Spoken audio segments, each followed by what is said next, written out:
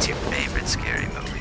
Do you ever fantasize about damn enchiladas? That's much too vulgar display of power, Karen. Let me ask you one question. Are you having fun? We all go a little mad sometimes. Because I promise you, you and I are going to have some fun. Oh, no. It is time to keep your appointment with the Wicker Man. They're coming to get you, Barbara. Shut up, you bitch hog. Game over.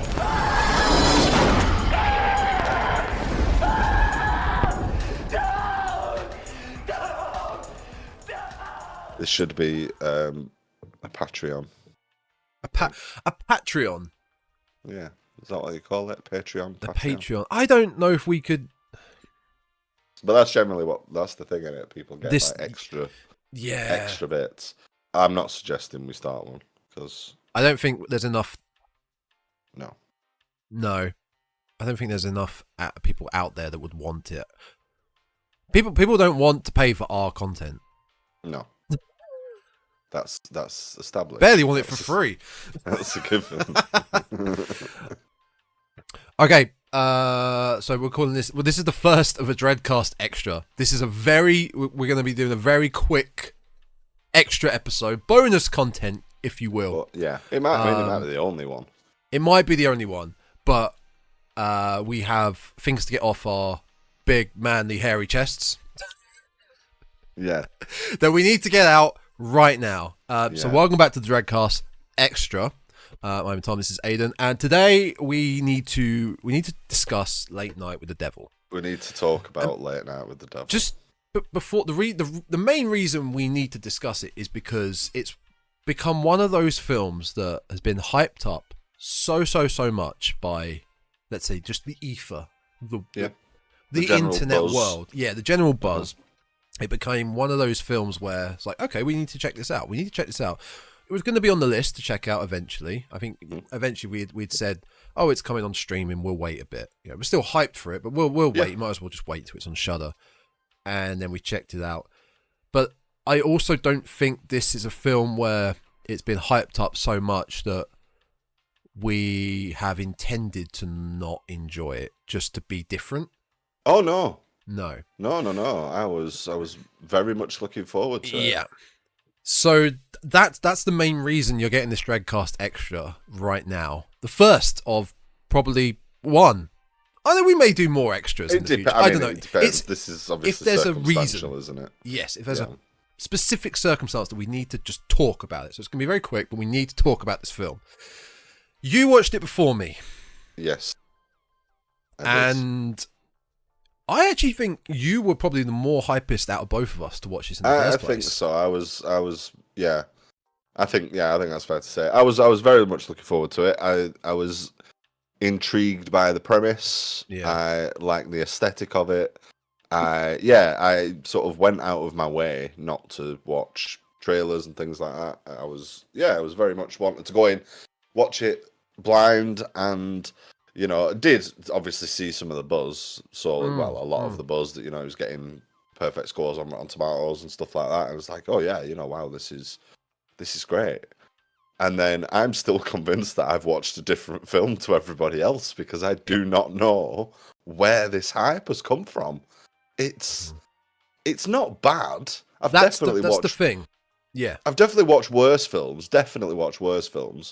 But it does not live up to the hype, in my opinion. The premise of it being, sort of an exorcism performed on a live TV show is a very minimal part of the actual film. There's next to nothing. Very minimal. I essentially thought we were going to get The Exorcist on TV. That's kind of what I was led to believe it was going to be. And the actual possession scene is like 5 minutes, if that. It's spoilers, by the way. Yeah.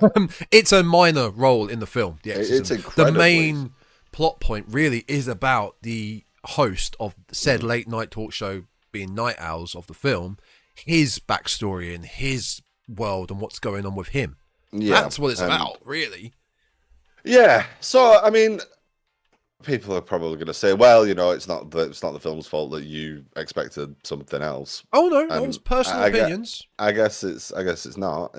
But yeah, I just was very disappointed by it. Like it wasn't even when I realized, like, okay, it's telling a slightly different story to what I was expecting. So what? It's just not very interesting. And I think they could have done the way that it's shot, like you mentioned when we talked about it, the sort of behind the scenes shot stuff. It's one of my biggest grievances of the film. Yeah, the way it was shot. It really pulls you out of that immersion of it being a real thing. The CGI, although used sparingly, is really hokey. It's really bad. Little points with the CGI, especially, I think it looked quite weak when our phony psychic at the beginning froze up the black goo, and even that looked really quite bad. I mean, just have him shot from the side and have a tube by the side of his mouth. just do it like that. Just that's all you got to do. The electrical shock stuff and that. Stuff. It was just. It looked. I think we both said it. It looked like it was a skit on a sketch on another show. Or, it should have been a 20-minute episode of something. An anthology film, like a VHS. It could have worked so well for a 20-25 minutes segment on there. Highly, highly disappointing film. Not to say, again, it's not a bad film. No, acting's great in it. Bearing in mind the way it's shot, context-wise, is not great, but the look of it is great. I would have put, I don't know, a couple more VHS filters on it, just because it's mid to late 70s. Yeah. Dirty it up a little bit more. Yeah. I actually probably would have preferred it shot in 4:3. To keep the aesthetic. A few things I was thinking about that, again, I would change are, I don't like the behind the scenes shots where they had say during the commercial breaks they had a camera rolling to film, and the mics just so happened to pick up the audio perfectly of them speaking in the background. No, I would have got rid of all those behind the scenes shots, and in the commercial breaks you add in RoboCop style esque fake adverts. And then when you cut back to the show, something crazy has happened during the ad break that you're not aware of, because you're watching a TV show and the adverts have come on, and you come back and something crazy has happened in the studio. To keep the immersion going that you're watching a late night talk show. I mean, I think I like that. I do like that idea. But I think what they could have done is, because it's supposed to be the found footage of this last broadcast or whatever, isn't it? That they could have done. Have you ever seen the Alan Partridge series, like the latest? No, I only ever watched I'm Alan Partridge, the first two series. Yeah. So the latest one is that it's called This Time with Alan Partridge, and he's basically a co-host of a one-show type, tea time magazine show, and so they. That is the way that's shot is obviously as if you're watching the program. It's things go wrong and hilarity ensues, but it's like the actual TV show itself. And then when they cut to ad breaks and stuff, it doesn't move far from the set. So although you're still picking up characters having conversations that aren't technically on air, but it's the studio camera that's still filming it. So, like, his assistant will come in and somebody will come in and touch up his makeup and stuff like that. And he's still sat there on the couch in front of the camera. So, if they'd have done the same sort of thing in the movie, in Late Night with the Devil, it would have worked. It didn't, because that was like, it was black and white footage and it was shot on different cameras and stuff like that. You know what I mean? They could have just had, like, all right, cut to commercial, and then that the next, minute, 2 minutes of film are not live, they're not on air, but it's still the studio cameras that are just there, and it just would have been a better way of doing it. I think it wouldn't take you out. It really took me out of like the sort of the thing that the realism of it. Really, again, speaking of taking you out of it, was to do with the camera work, which again I think I mentioned to you in the message. We see the person who is recording the backstage skits on their big handheld, massive 70s camera run out with the crowd when it all goes tits up at the end with the possession just becoming unleashed, the demon becoming unleashed in the studio, and the crowd running out. You see the lady with the camera, she's part of the crowd running away. But it doesn't explain there's no camera crew there. Yeah, then still filming the demon killing everyone, going batshit crazy. It doesn't explain different camera shots. So what we are to believe there's someone in the production office going camera 1, camera 2, camera 3. Yeah. And then also when you go back to the segment of the possession, which isn't even that long, or not the possession, the it's not even an exorcism. It's, in fact, there's zero exorcism in this. It's more reaching out to the demon that's inside this young girl. Yeah. It's having her. That's not shot like a TV show. There are so many quick cuts in that. Like there was such a quick cut where if you pause the frame, you see this like demonic face, like with big sharp teeth. What? Why are there so many quick cuts in this TV show?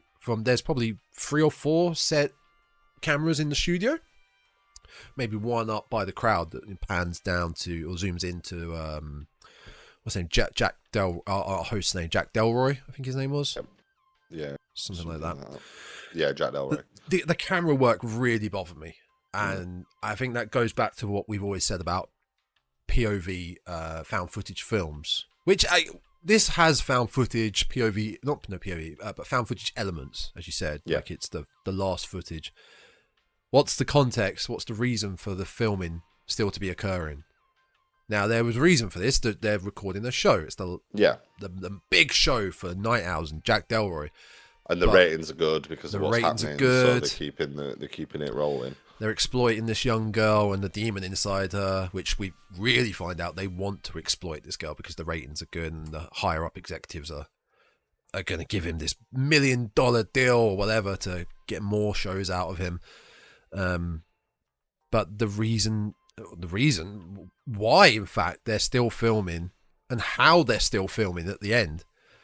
And this isn't even the end. This is the bit before the end, which the ending is wild. I think the ending got way too goofy for me. The main criticism I've seen generally is about the ending, is that it kind of loses loses the plot towards the end.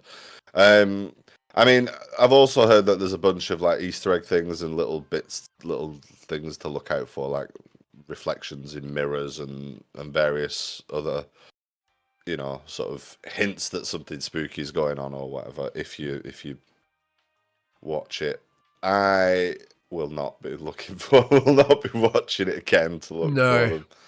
I mean, like I said, they were good. The characters were good. The performances were fine. There was nothing wrong with anything there. I just, I think it should have been. It should have been something else. There should have been more about her. Is it Lily? Make the show about her. Yeah. This is our guest tonight. We have a special guest tonight. This is what we're going to be doing. We're going to try something crazy and experimental tonight and try and contact this demon. Have the skeptic, although have him played very differently because that bothered me. He was way too overacted, in my opinion, for... Like, this isn't a film. This is a talk show we're meant to be believing and watching, okay? You've got to get immersed if that's what they're trying to give across. Yeah, he was way overacted. Over the, yeah.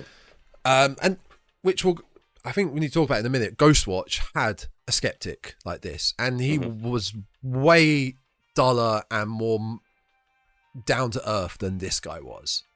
At one point, I thought this guy's the devil. This guy is doing all this. He's the one that's doing the possession because he looked like the devil. He's wearing a red jacket and he's got a snarly moustache. The moustache. He was very theatrical. Theatre devil. Yeah, have it just about Lily the demon. What was it, Mr. Wiggles? Mr. Wiggles is what she called Yeah. him. Wriggles. And Wriggles the or Wiggles. skeptic. But have that for a good at least half hour.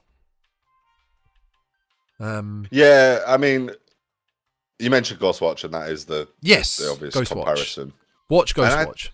I watched Ghostwatch not that long ago, about a week or so ago, I think, or 2 weeks ago. Far better. It's superb. It does everything. It's a lot creepier. It's a lot more. I say believable, but that's probably because it's British TV personalities and it's more familiar. Yeah, I think we mentioned that though. That for us, it's more grounded in reality because we know of Parky, Craig Charles, and a few of the other minor hosts. But to Americans, it's an old guy, and a guy with a strange northern accent. But I think I just do think it does the same thing better. And again, the ending of that, it goes very over the top, but is again still just isn't quite as jazzy and show offy, and I think it just feels more real. It stays grounded in reality a little bit more, than certainly what this does. Yeah, I just fair play if you like it, but I mean, people are calling it like the film of the year, and that is, I mean, all right, film of the year so far or whatever, but is it really? Well, I think what we established with last year when we did our, let's say, our top films of horror films of 2023, there were a lot we had to catch up on. We have busy lives. We can't watch a horror film every night that comes out this year. There are films that have come out the beginning of this year that we'll get to eventually, and we'll wrap it up at the end of the year. I mean, Blumhouse releases a horror film every week. God bless them. I mean, there was Night Swim, Killer Paul, Imaginary. There's Immaculate with Sydney Sweeney. There's Infested. There's Longlegs. There's Baghead. There's an abundance of horror films that have come out at the beginning of this year. First Omen, which I saw, and I now would easily, after watching Late Night with the Devil, I way preferred the First Omen. Yeah. And would way more recommend the First Omen. I would still recommend this, but I wouldn't recommend it with all the hype. No. I could recommend this film. I could. It's not a bad film. No. I'd say watch it. Yeah, mate. I just don't think it's quite deserving the hype that it's. That's it. Yeah. It's getting, really. That's it. Yeah. It's a shame. It's a shame from a personal level, not for everyone else. If you all enjoyed it, fantastic. No, and I think that's important, isn't it? I think at the end of the day, I personally was disappointed by it, and it wasn't what I was expecting, and didn't deliver a satisfying enough alternative, I guess. It also wasn't scary. One point of it, oh no, it's not a scary film at all. No, it's really not.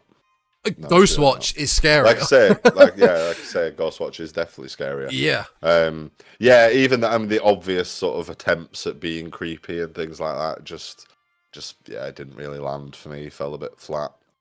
Tell me something. In The Exorcist, I always forget about this. I always forget about a lot of things in my bad memory. The scars on Reagan's face, they're caused by her, right? She